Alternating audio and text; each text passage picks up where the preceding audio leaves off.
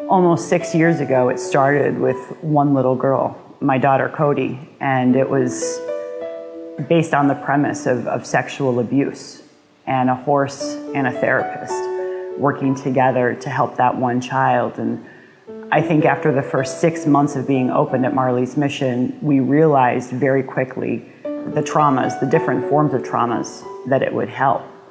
You know, we see children from military deployments, we see bullying, children with medical trauma.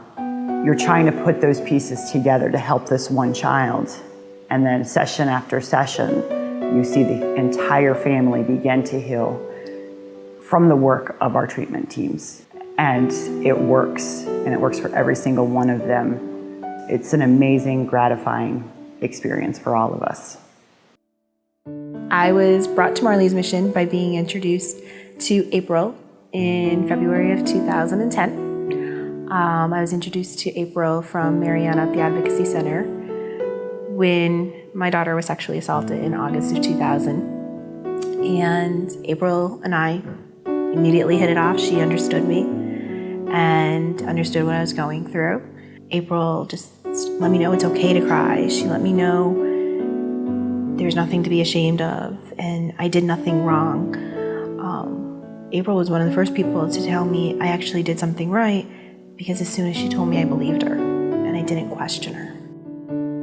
Emma is a little shy, but completely outgoing, determined. She knows what she wants, and she's going to find a way to get it. Before the incident, she was a little girl who ran around, had fun. She had no problem being on the swing set and you not being right next to her. Then, as things started to change, she moved backwards. She didn't want to talk to you. She wouldn't sleep in her own room. She just was a different little girl. She wasn't the same person. She wasn't my Emma. She was a little girl who was withdrawing herself from us. And then that night she told me what happened. And I didn't know what to do. My whole life came crashing down in front of me. One of my most painful moments is when she asked why, and I couldn't answer why. And I still can't answer it. She doesn't ask why anymore. She's accepted it and moved on. But I would love to give her an answer why, and I just can't. Or even when she asks why people don't believe her. And then we started with Marleys, and there was no turning back. She started coming out of her shell, and I still have the picture of Emma was actually on the horse. She had painted her, and there was a smile on her face, a smile that I had not seen in almost a year or more. She felt comfortable enough to run around and be that little girl that I once knew who wasn't afraid. I know the mission's course is helping children and healing children, but I always tell them it's more than that. It's really healing families. I saw something in myself that I never saw. I got to go to the Gala in 2012 thanks to meeting people at the mission. And I don't think I could have done that if they didn't, and if I didn't know them through the mission, because they let me see it's okay. The kids can survive without me, and it's okay for me to go out and smile and laugh and have a good time. I've managed to run a 5K. I've managed to run a 10K. Now I'm registered for a half marathon, which is nothing. I used to sit on the couch with a pint of ice cream. And me and the kids do things. Like, we take little trips here and there. Things we were afraid to do, we do. And I couldn't have done that without Marley's Mission. April taught me that a horse can hear your heartbeat 3 feet away, and they know if you're nervous. And that's something Emma's always told me. And I just remember her saying, Mommy, they're not afraid of me. They know I'm scared, or they know what's wrong, and they know how to make me feel better. She trusted the horses. She trusted people again. And she became my little girl again, who went back to sleeping in her bedroom, who now will even go across the street and play in the playground without needing me on the porch. She said, Mom, they understand me. We don't have to say anything. We don't have to tell each other anything. We are not different like we are other places. We are the same. And when she said that to me, I said, what do you mean? And she goes, we all have our own stories. No one's different. We understand each other. I'm like, is that a good thing? And she's like, it's really good, Mom. I get to be me. She's my everything. And she showed me that with her fight and her strength, that it is okay to not be sheltered and be ashamed of what happened. I'm more proud of the fact that she's willing to tell people and let them know what happened, because she wants to help other kids and let them know that you can trust adults. Don't be afraid to tell adults what happened. She may not always know it, but I am, and I couldn't be prouder of her.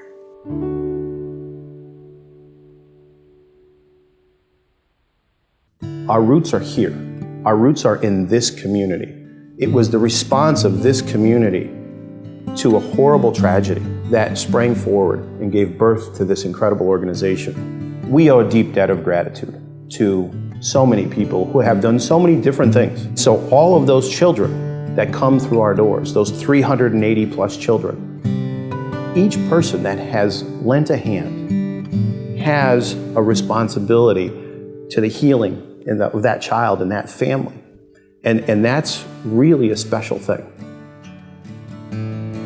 When Melanie started at the mission with Gina and Alicia, they were trying to help her learn how to become a child again after so many years of all of her medical issues and not really knowing how to be a kid anymore. Melanie is a severe epileptic. We've all come to the point where it's just a part of her. It isn't who she is, it's just a part of her. What was happening with her was happening within our entire family. And it was affecting everybody in our family. And I don't think that you realize that when you're going through it, how much it does touch each person in the family. You know, for us, it was my children watching Melanie in and out of the hospital, not knowing whether or not she was going to come home every time she went, and watching her in pain and, you know, having her come home and every time having her be different when she came home and having to relearn how to associate with her again and really totally rebuild a relationship because she was a different person every time she came back. You know, now it's, yeah, you know what, this thing is going to happen, but I'm strong enough and I can do it. And you know, if I'm having a hard time, I can go spend a little bit of time with a horse and I can talk to that horse and that horse will help me work through whatever it is. And it's amazing because she can be having a really bad day. Give her 10 minutes with a horse and it's gone. She's right back to being Melanie again.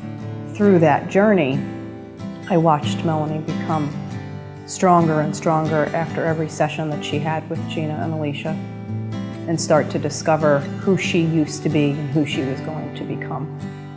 And then what started to happen was I didn't know who I was anymore because I had always been that person taking care of Melanie.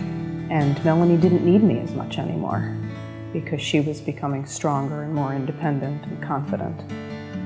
I started volunteering at the farm. And it started with just that hour a week when Melanie was in session. The horses were also helping me find out who I was again. I went from a few days a week of volunteering to training to become an equine specialist and getting to work with the kids and helping them get through whatever it was that they were struggling with. I think what's important for people to know in whatever way it is that they become involved in Marley's mission, whether it's coming to our events or attending our gala or volunteering, that it isn't just about healing the child, it is about healing the entire family. The kids that come to us, for the most part, have been through every other kind of treatment that there is, and it just isn't working, and they're lost. And they come to us and they find themselves again. they get to be whoever it was that they were meant to be. And I think that these kids would continue to be lost if they didn't find us and they didn't come to Marley's and meet the horses and work with our therapists and our equine specialists and have their whole family be healed.